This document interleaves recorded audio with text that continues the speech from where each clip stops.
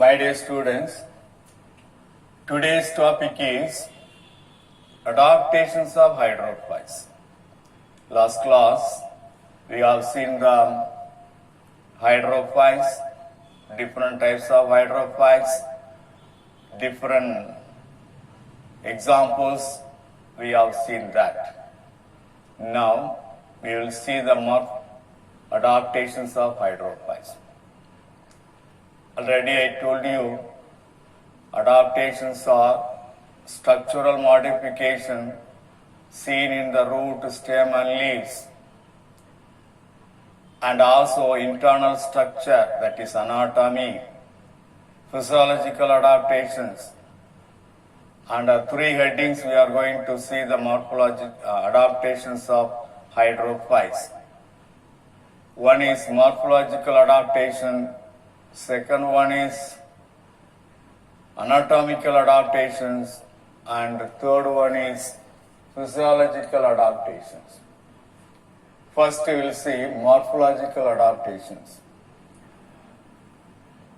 If you see any modifications, structural modification in the root, stem and leaves, that is morphological adaptations.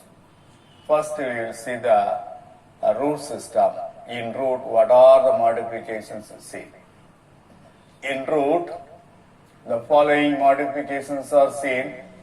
The roots are completely absent in Wolffia and Salvinia. Wolffia is the smallest angiospermic plant, the smallest flowering plant that we have seen. In Wolffia and also in Salvinia, the root system completely absent. In Hydrilla, the root is poorly developed, but in the case of Ranunculus, the root system is well developed. Ranunculus is an amphibious hydrophytic plant. In most of the amphibious hydrophytic plant or emergent hydrophytic plant, the root system is well developed. In the case of Eichhornia, root cap is replaced by root pocket. So here root cap absent, instead of that root pockets can be seen at the tip of every root. Come to the stem. The stem is long, slender, spongy, flexible in submerged hydrophytes. In some cases, the stem is thick, short, stoloniferous, and spongy. In some of the hydrophytic plant, vegetative reproduction takes place by stolon. When any plant reproduces vegetatively by means of stolon, in those plants, the stem is stoloniferous. Stolon producing stem is stoloniferous stem.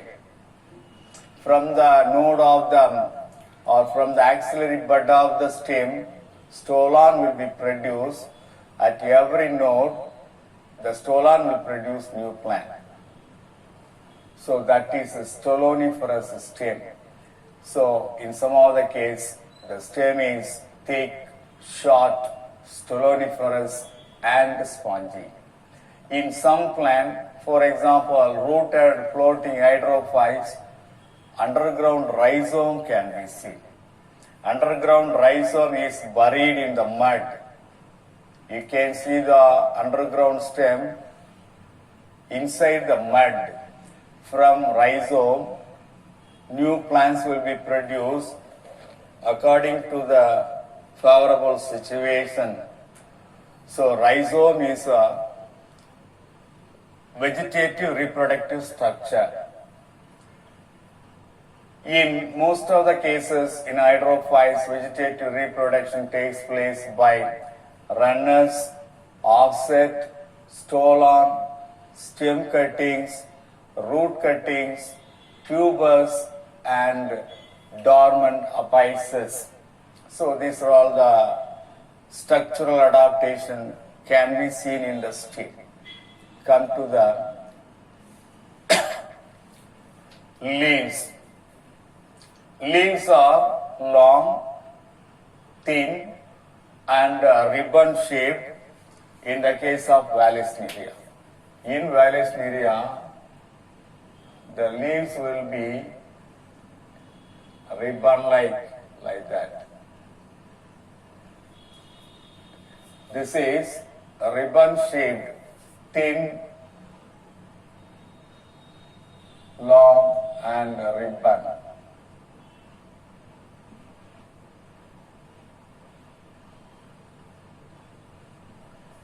Leaves in the case of Vallisneria. But in the case of Potamogeton, the leaves are long and linear. Linear means somewhat narrow. Like this. Here a little broad, but here thin and linear.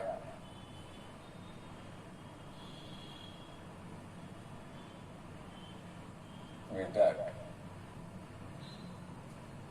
Thin and linear. Right, in the case of Ceratophyllum, leaves are dissected, finely dissected leaves can be seen in Ceratophyllum. This is the leaves, completely dissected leaves can be seen.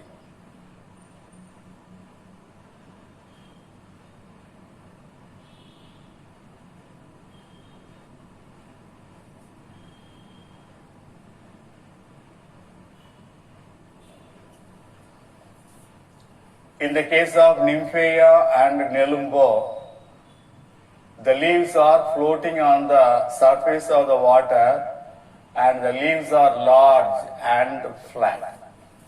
This is the leaf, lotus leaf, Nymphaea leaf, and Nelumbo leaf.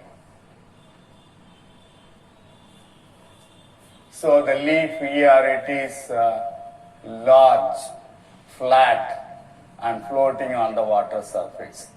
In the case of Eichhornia and Trapha, the petiole is swollen and spongy. In Eichhornia, the petiole is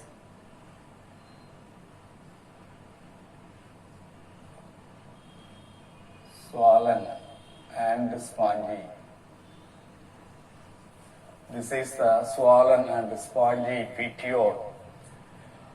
In emergent hydrophytes or amphibious hydrophytes, the leaves show heterophily type of phenomenon, heterophily condition. That means when a plant produces two different types of leaves, that phenomenon is called heterophily. The plant is called heterophilous plant. In the emergent hydrophytes or amphibious hydrophytes, a part of the plant body is inside the water and part of the plant body is growing outside the water surface. So the part of the plant body seen above the water surface will produce one type of leaves.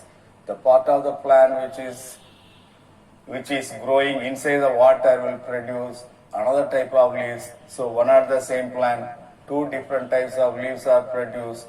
That is called heterophily. Say for example, this is the Limnophila heterophylla.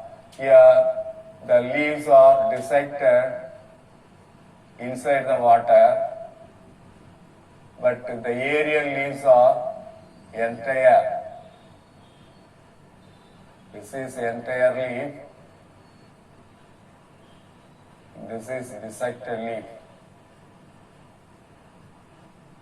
This is called heterophily. This condition is called heterophily, presence of two different types of leaves, entire leaf and dissected leaf. One of the same plant, two different types of leaves are produced. That is called heterophily. That can be seen in Ranunculus, Limnophila heterophylla, and Sagittaria. Now we'll pass on to the anatomical adaptations. Cuticle is often Cuticle is the outer waterproof layer seen outer to the epidermis, and that cuticle is absent in most of the cases. In some cases, very few cases, a thin cuticle may be present or the cuticle is poorly developed. The epidermis, here it is single layered epidermis. What is epidermis? It is the outermost protective layer seen in the root, in the stem, in the leaf. That is called epidermis. Here single layered epidermis can be seen. Cortex is well developed with parenchyma. This layer is the cortex. From hypodermis to endodermis, the layer is called cortex region that encloses, that consists of parenchyma, that is air chamber. The parenchyma with air chamber is called parenchyma.